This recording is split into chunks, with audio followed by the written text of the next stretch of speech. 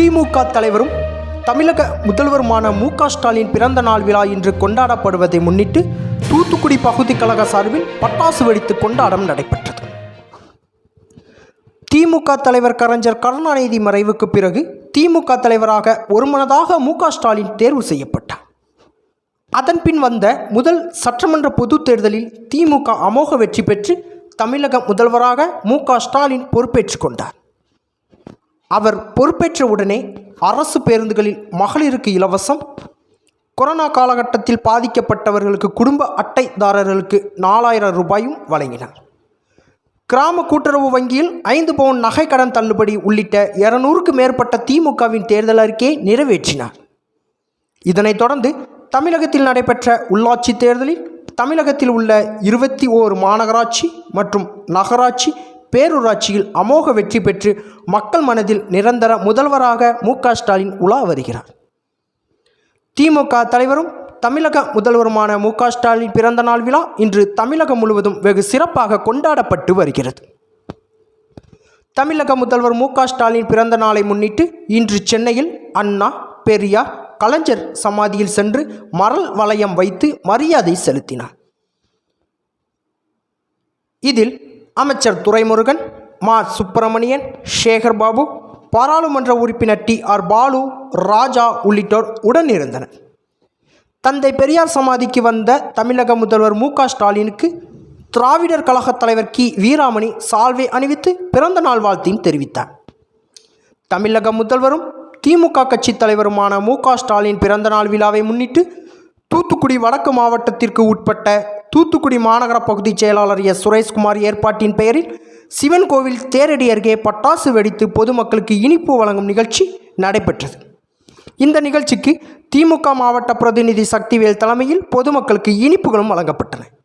இந்நிகழ்ச்சியில் சைவ திரு கீதா செல்வம் மாரியப்பன், பகுதி இளைஞரணி அமைப்பாளர் சூரியகாந்த், ராஜா சுரேஷ்குமார், பெபின், கார்த்திக், விக்கி, அசன் அலி, அரவிந்த், தர்மா உள்ளிட்ட ஏராளமான திமுகவினர் கலந்து கொண்டு கொண்டாட்டத்தில் ஈடுபட்டனர்.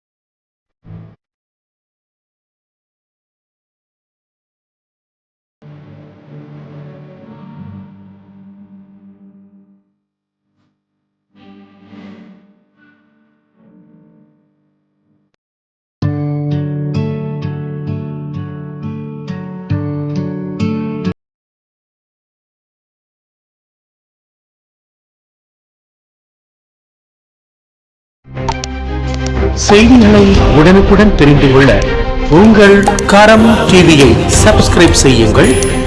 அதோடு பெல் பட்டனையும் கிளிக் செய்யுங்கள்.